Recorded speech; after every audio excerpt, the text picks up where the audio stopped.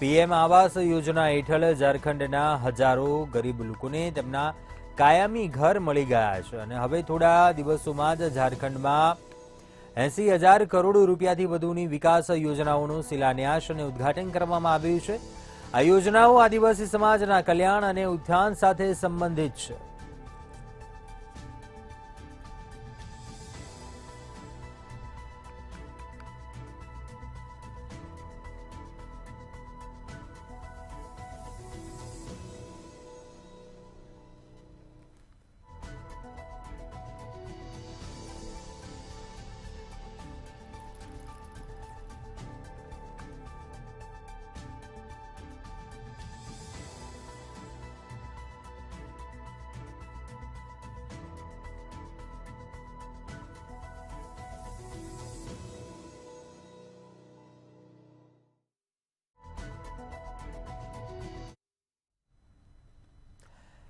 આગળ વાત કરીએ ઝારખંડના હજારીબાગમાં વિશાળ પરિવર્તન મહાસભામાં વડાપ્રધાન નરેન્દ્ર મોદીએ કહ્યું કે કોંગ્રેસે પોતાના એક પરિવાર માટે દેશમાં દરેક જગ્યાએથી આદિવાસી પરિવારોની ઓળખ ભૂંસી નાખી છે। કોંગ્રેસે ક્યારેય આદિવાસી સમાજને મહત્વ આપ્યું નથી। પીએમ મોદીએ એમ પણ કહ્યું કે ઝારખંડ સાથે અમારો ખાસ સંબંધ બની ગયો છે, તેથી જ ઝારખંડ મને વારંવાર બોલાવે છે અને હું વારંવાર આવું છું। કોંગ્રેસ પર પ્રહારો પણ કર્યા। કહ્યું કે કોંગ્રેસે પોતાના એક પરિવારની ઓળખ આપવા માટે દેશના ખૂણે ખૂણે વસેલા આદિવાસી પરિવારોની ઓળખ પણ ભૂંસી નાખી। કોંગ્રેસે આઝાદીની ચળવળમાં આટલું મોટું યોગદાન આપનાર આદિવાસી સમાજને ક્યારેય પણ મહત્વ આપ્યું નથી। તેમણે કહ્યું કે તમામ યોજનાઓ એક જ પરિવારના પુત્ર પુત્રીઓના નામે, તમામ રસ્તાઓ, તમામ ઇમારતો એક જ પરિવારના પુત્ર અને પુત્રીના નામે બનેલી છે। આવી કુટુંબ આધારિત વિચારસરણીએ આપણા દેશને ઘણું નુકસાન પહોંચાડ્યું છે।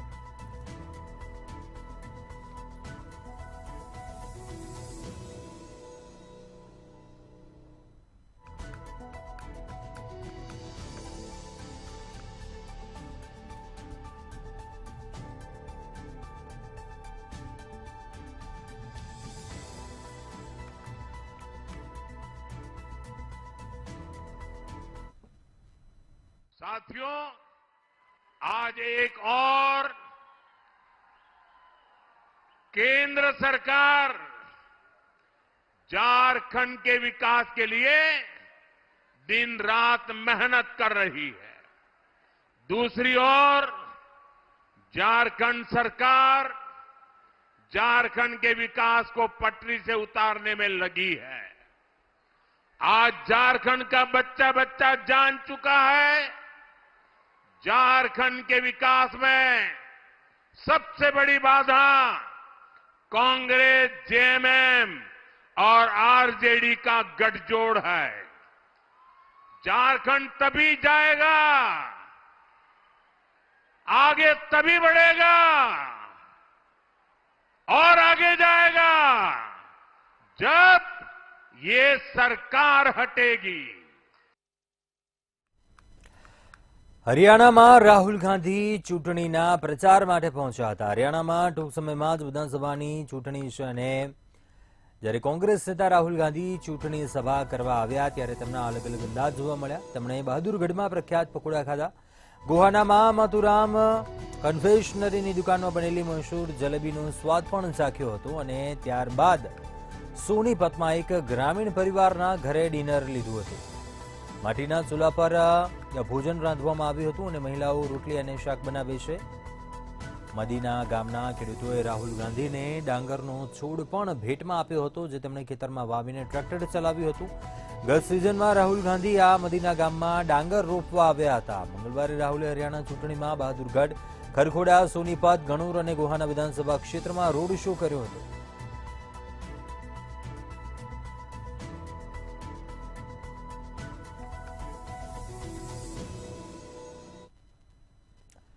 કોંગ્રેસ નેતા રાહુલ ગાંધીએ નરેન્દ્ર મોદી સરકાર પર બંધારણ પર હુમલો કરવાનો આક્ષેપ કર્યો અને બેરોજગારી, અગ્નિવીર યોજના અને ખેડૂતોના કલ્યાણ સહિતના વિવિધ મુદ્દાઓ ઉપર પણ તેની ટીકા કરી હતી।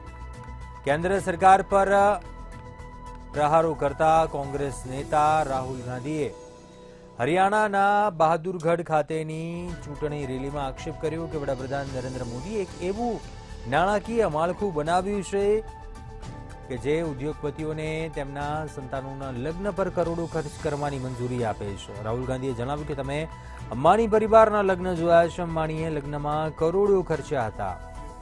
આ કોના પૈસા છે? તે તમારા પૈસા છે. તમે તમારા બાળકોના લગ્ન કરવા માટે બેંક લોન લો છો, પરંતુ નરેન્દ્ર મોદીએ એક એવું માળખું બનાવ્યું છે કે જેના હેઠળ પસંદગીના 25 લોકો લગ્નો પર કરોડો ખર્ચી શકે છે, પરંતુ ખેડૂત દેવામાં ડૂબીને જ લગ્નનું આયોજન કરી શકે છે. જો આ બંધારણ પર હુમલો નથી તો શું છે?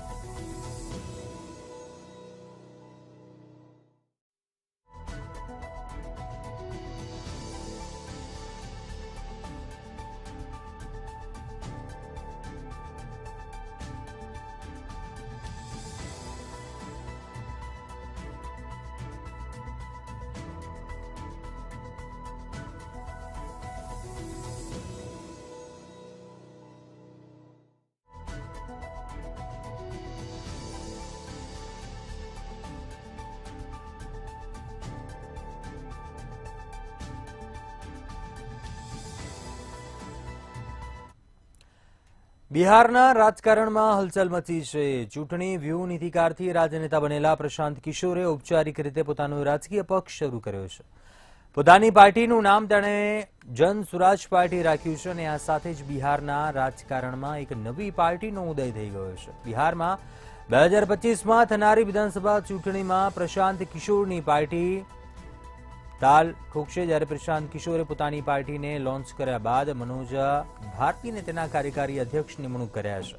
ઉલ્લેખનીય છે કે પ્રશાંત કિશોરે થોડા સમય પહેલા જ એલાન કરી દીધું હતું કે તે 2 ઓક્ટોબરે પોતાની પાર્ટી બનાવશે. સાથે જ કહ્યું હતું કે તેમની પાર્ટી બિહારની વિધાનસભા ચૂંટણી મજબૂતી સાથે લડશે. તેમણે બિહાર વિધાનસભાની તમામ 243 બેઠકો ઉપર ચૂંટણીનું એલાન કર્યું હતું.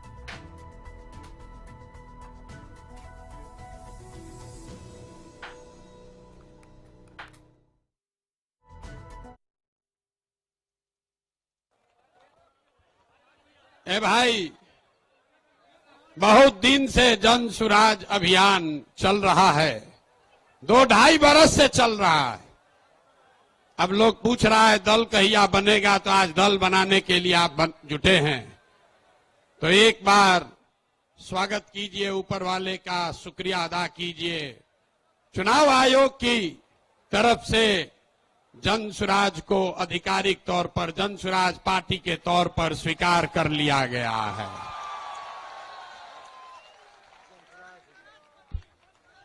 नाम ठीक है.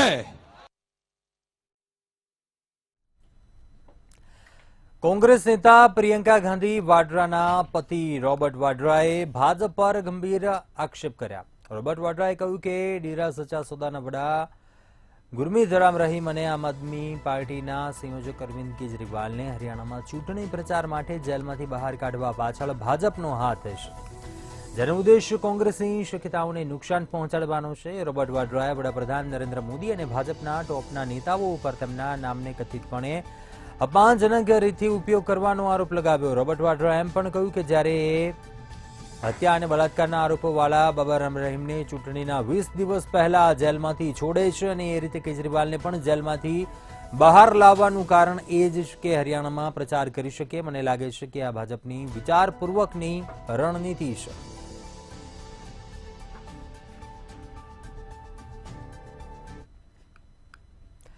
અભિનેત્રી અને હિમાચલની મંડીથી ભાજપ સાંસદ કંગના રનૌતે વધુ એક વિવાદનો મતપોડો છેડ્યો છે. આજે ગાંધી જયંતિ નિમિત્તે એક સોશિયલ મીડિયા પોસ્ટ પર ભારે બબાલ મચી. પોસ્ટમાં લખ્યું કે દેશના પિતા નહીં દેશના તો લાલ હોય છે, ધન્ય છે આ ભારત માતાના પુત્રો. આની નીચે કંગનાએ લાલ બહાદુર શાસ્ત્રીનો ફોટો મૂક્યો છે, જેને મહાત્મા ગાંધીના અપમાન તરીકે જોવામાં આવી રહ્યું છે. આજે રાષ્ટ્રપિતા મહાત્મા ગાંધીની સાથે પૂર્વ વડાપ્રધાન અને ભારત રત્ન પુરસ્કાર વિજેતા લાલ બહાદુર શાસ્ત્રીની જન્મ જયંતિ છે. કંગનાએ આ પોસ્ટ લાલ બહાદુર શાસ્ત્રીની જન્મ જયંતિ પર કરી છે. જો કે આ પોસ્ટ દ્વારા તેમણે મહાત્મા ગાંધી પર નિશાન સાધ્યું છે. કંગના રનૌતે વધુ એક વિડીયો પોસ્ટ કર્યો છે, જેમાં તે કહી રહી છે કે સ્વચ્છતા પણ એટલી જ મહત્વપૂર્ણ છે જેટલી સ્વતંત્રતા. વડાપ્રધાન નરેન્દ્ર મોદી મહાત્મા ગાંધીના આ વિઝનને આગળ લઈ જઈ રહ્યા છે. આ અભિયાનની થીમ છે સ્વભાવ, સ્વચ્છતા અને સંસ્કાર. ત્યારે તેની પોસ્ટને કારણે ભારે વિવાદ થઈ રહ્યો છે. स्वच्छता भी उतनी ही जरूरी है जितनी की आज़ादी। महात्मा गांधी जी की जयंती पर उनके इस दृष्टिकोण को आगे ले जा रहे हैं हमारे माननीय प्रधानमंत्री जी। और इस गांधी जयंती पर स्वच्छता अभियान की थीम है स्वभाव स्वच्छता और संस्कार स्वच्छता। यही हमारे भारतवर्ष की सही मायने में संपत्ति है, धरोहर है, ना कि सिर्फ डिफेंस और इकोनॉमी। संस्कार और स्वभाव में भी हमारा देश सर्वश्रेष्ठ होना चाहिए, ताकि हमारे देश की आने वाली पीढ़ी जो है बुजुर्गों के लिए, बच्चों के लिए, महिलाओं के लिए, आत्मसम्मान के लिए, स्वाभिमान के लिए जो है संवेदनशील हो। तो आइए इस साल स्वच्छता अभियान मनाते हैं स्वभाव स्वच्छता और संस्कार स्वच्छता के साथ। जय हिंद। ઉત્તર પ્રદેશના યોગી આદિત્યનાથ સરકારે નવરાત્રિને કારણે આગામી 9 દિવસ માટે અયોધ્યામાં નોનવેજ અને દારૂના વેચાણ પર પ્રતિબંધ મૂક્યો છે.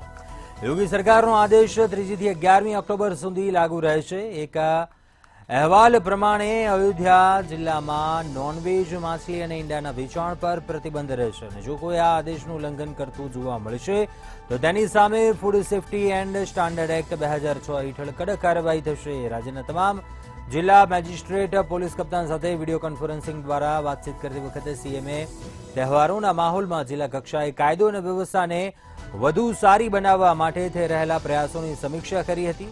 બેઠકમાં સીએમ યોગી આદિત્યનાથે નિર્દેશ આપ્યો હતો.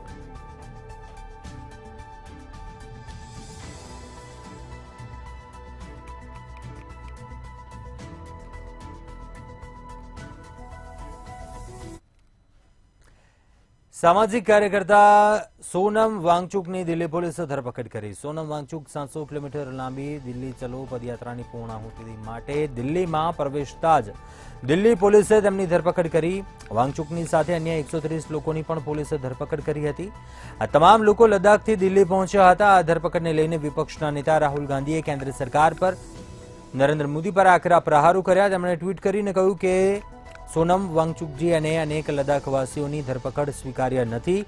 લદ્દાખના ભવિષ્ય માટે અવાજ ઉઠાવનારા વડીલોની દિલ્હીની સરહદે કેમ ધરપકડ કરવામાં આવી? મોદીજી, ખેડૂતોની જેમ આ ચક્રવ્યૂહ પણ તૂટશે અને તમારો અહંકાર પણ તૂટશે. વાંગચુકે ધરપકડ પહેલા એક ટ્વીટ કરતા કહ્યું હતું કે હું અને મારા 150 સાથીઓની અટકાયત કરાઈ રહી છે. પોલીસે અમારી સામે કાર્યવાહી માટે 1000 જેટલા જવાનોને ખડકી દીધા છે. અમારી સાથે વૃદ્ધો અને મહિલાઓ પણ છે જેમની ઉંમર 80 વર્ષની છે. અમે શાંતિપૂર્વક બાપુની સમાધિ સુધી જવા માંગતા હતા. વિશ્વની સૌથી મોટી લોકશાહીમાં આવું થાય.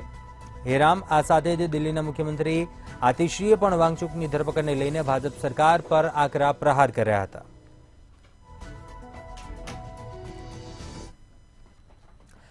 જમ્મુ કાશ્મીર વિધાનસભા ચૂંટણીમાં સુરનકોટથી ભાજપના ઉમેદવાર મુસ્તાક બુખારીનું નિધન થયું. 75 વર્ષીય બુખારી છેલ્લા કેટલાક સમયથી બીમાર હતા. તેમણે બુધવારે સવારે પૂંછ જિલ્લાના સુરનકોટના પમરોટ વિસ્તારમાં પોતાના નિવાસ સ્થાને અંતિમ શ્વાસ લીધા હતા. પીડીપીના વરિષ્ઠ નેતા અને મેંધાર વિધાનસભાના પક્ષના ઉમેદવાર એડવોકેટ નદીમ રફીક હુસેન ખાન અને અન્ય પક્ષોના નેતાઓએ બુખારીના નિધન પર શોક વ્યક્ત કર્યો છે. જમ્મુ ક્ષેત્રમાં અનુસૂચિત જનજાતિ માટે અનામત બેઠક સુરનકોટથી ભાજપે બુખારીને મેદાનમાં ઉતાર્યા હતા.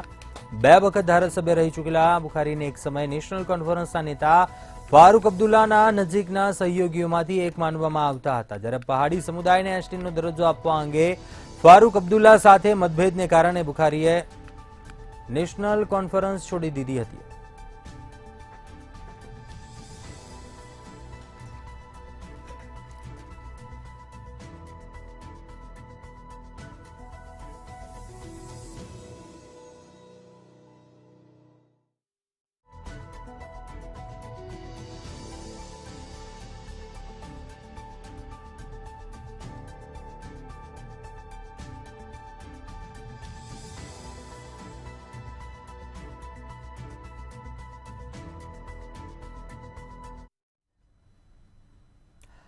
મહારાષ્ટ્રના પુણેમાં મોટી દુર્ઘટના સર્જાઈ હતી. હેલિકોપ્ટર ક્રેશ થયા હોવાની વિગતો સામે આવી હતી. આ દુર્ઘટનામાં 3 લોકોના મોત થયા હતા.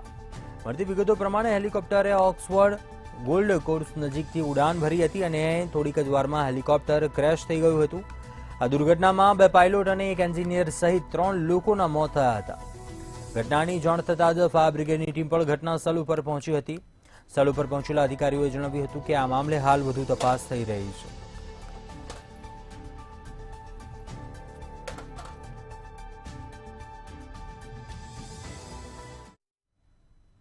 તો એક જ દિવસમાં 2 હેલિકોપ્ટર ક્રેશ થયા હોવાની ઘટના બની. સવારે મહારાષ્ટ્રના પુણે નજીક હેલિકોપ્ટર ક્રેશ થયું, જ્યાં 2 પાયલોટ અને 1 એન્જિનિયર સહિત 3 લોકોના મોત થયા હતા. જે બાદ બિહારના મુઝફ્ફરપુરમાં વાયુસેનાનું હેલિકોપ્ટર ક્રેશ થઈને પાણીમાં ખાબક્યું હતું. જોકે એરફોર્સે તેને સાવચેતીભર્યું લેન્ડિંગ ગણાવ્યું છે અને હેલિકોપ્ટરમાં સવાર 3 કર્મચારીઓ સુરક્ષિત હોવાની વિગતો સામે આવી રહી છે.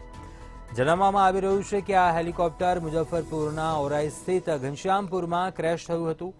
હેલિકોપ્ટર પૂર રાહત સામગ્રી ડ્રોપ કરી રહ્યું હતું. ભારતીય વાયુસેનાએ જણાવ્યું કે બિહારના સીતામઢીમાં પૂર રાહત કામગીરી દરમિયાન એડવાન્સ લાઇટ હેલિકોપ્ટરને સાવચેતીભર્યું લેન્ડિંગ કરવું પડ્યું. હેલિકોપ્ટરમાં 2 પાયલટ સહિત 3 જવાન હતા. જોકે દરેક લોકો સુરક્ષિત છે.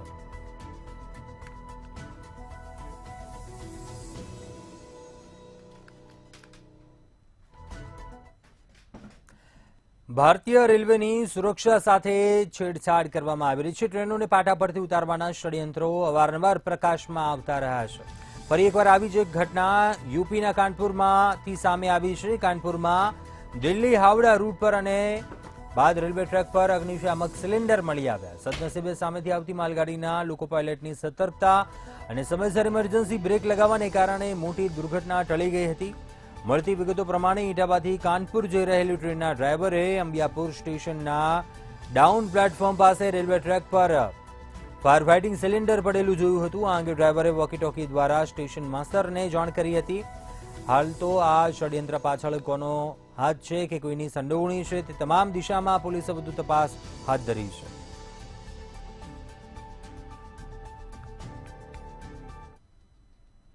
ઉત્તર પ્રદેશના બરેલી જિલ્લામાં ગેરકાયદેસર ચાલતી ફટાકડાની ફેક્ટરીમાં મોડી સાંજે બ્લાસ્ટ થયો હતો. બ્લાસ્ટને કારણે ફેક્ટરીની આસપાસના 8 મકાનો ધરાશાયી થયા હતા, જેને કારણે કાટમાળ નીચે દબાઈ જવાને કારણે 5 લોકોના મોત થયા હતા. ઘટના સ્થળ ઉપર લોકોની મોટી ભીડ ઉમટી પડી હતી. સ્થાનિક લોકોની મદદથી પોલીસ અને ફાયર બ્રિગેડની ટીમ દ્વારા બચાવ કાર્ય હાથ ધરવામાં આવ્યું હતું. પોલીસ અને પ્રશાસનના ઉચ્ચ અધિકારીઓ પણ ઘટના સ્થળ ઉપર પહોંચ્યા હતા અને પરિસ્થિતિનો તાગ મેળવ્યો હતો. કાટમાળ નીચે હજુ પણ ઘણા લોકો દટાયા હોવાની આશંકા છે.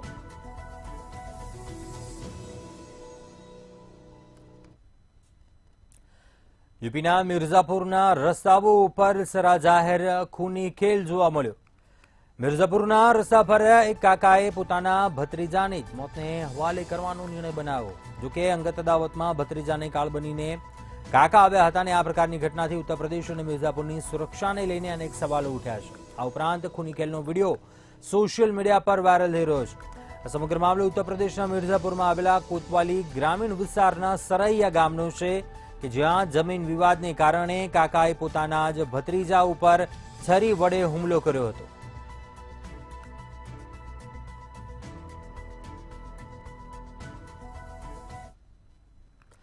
મહારાષ્ટ્રના નાગપુરમાં એક જ પરિવારના 4 લોકોના મૃતદેહ મળી આવતા ચકચાર મચી ગઈ. 4 લોકોની લાશ લટકતી હાલતમાં મળી આવી હતી. પોલીસે આત્મહત્યાની આશંકા વ્યક્ત કરી હતી. મળતી વિગતો પ્રમાણે નાગપુર જિલ્લાના નરખેડ તાલુકાના મોવડ ગામમાં નિવૃત્ત શિક્ષક વિજય પચોરી તેમની પત્ની પુત્રો સાથે મૃત હાલતમાં મળી આવ્યા. પુત્રો દીપક અને ગણેશની ઉંમર 35 અને 40 વર્ષની છે. વિજયની પત્નીનું નામ માલાબાઈ છે. પોલીસનું કહેવું છે કે મૃત્યુનું ચોક્કસ કારણ હજુ જાણી શકાયું નથી. પોલીસને એક સુસાઇડ નોટ પણ મળી આવી હતી, જેમાં 4ની સહી હતી. એક પુત્ર 38 વર્ષનો હતો તો બીજો પુત્ર 36 વર્ષનો હતો અને બંને તે તેમના માતા પિતા સાથે રહેતા હતા.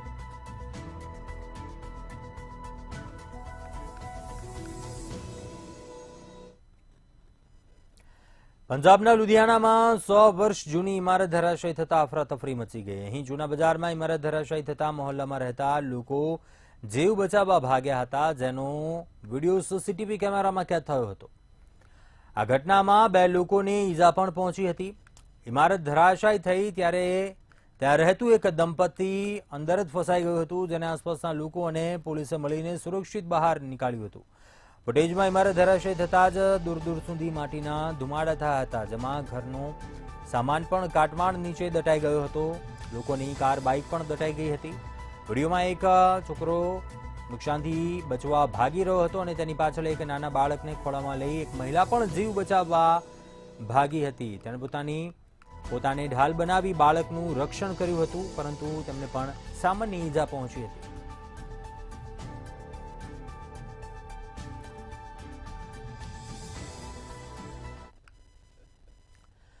સાંઈબાબાની મૂર્તિનો વિવાદ સામે આવ્યો છે. કેન્દ્રીય બ્રાહ્મણ સભા નામની સંસ્થા દ્વારા વારાણસીમાં મંદિરોમાં સ્થાપિત સાંઈબાબાની મૂર્તિઓ હટાવવામાં આવી છે.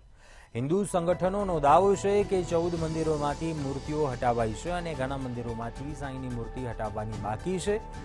તેઓ કહે છે કે સાંઈબાબા મુસ્લિમ સંત હતા અને તેમનું નામ ચાંદ બાબા છે. સનાતન ધર્મમાં તેમની પૂજા કરી શકાતી નથી, ત્યારે મંદિરોમાંથી સાંઈબાબાની મૂર્તિ હટાવવાના અભિયાનમાં સનાતન રક્ષક દળ પણ જોડાયું છે.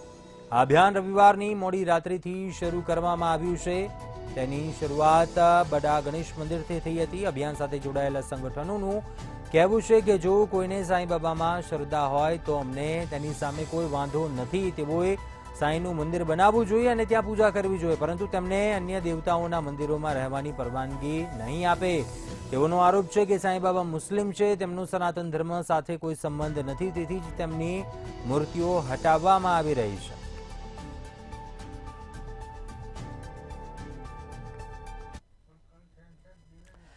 આગળ વાત કરીએ, મિડલ ઇસ્ટમાં સ્થિતિ ફરી એકવાર કાબુ બહાર થઈ છે. ઈરાને મંગળવારે ઇઝરાયલ પર મિસાઇલ હુમલો કર્યો હતો અને ઈરાને ઇઝરાયલ પર લગભગ બેલેસ્ટિક મિસાઇલોથી હુમલો કર્યો હતો.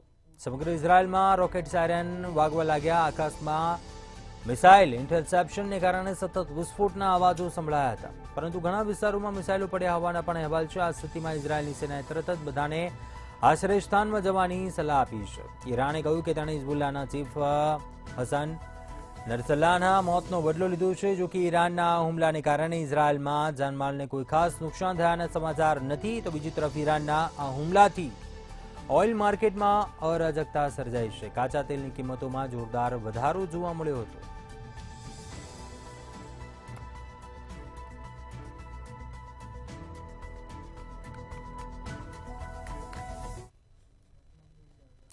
અત્યારે હાલ બુલેટિનમાં બસ આટલું. મને આપશો રજા. વધુ સમાચારો માટે આપ જોતા રહો મંતવ્ય ન્યૂઝ. નમસ્કાર.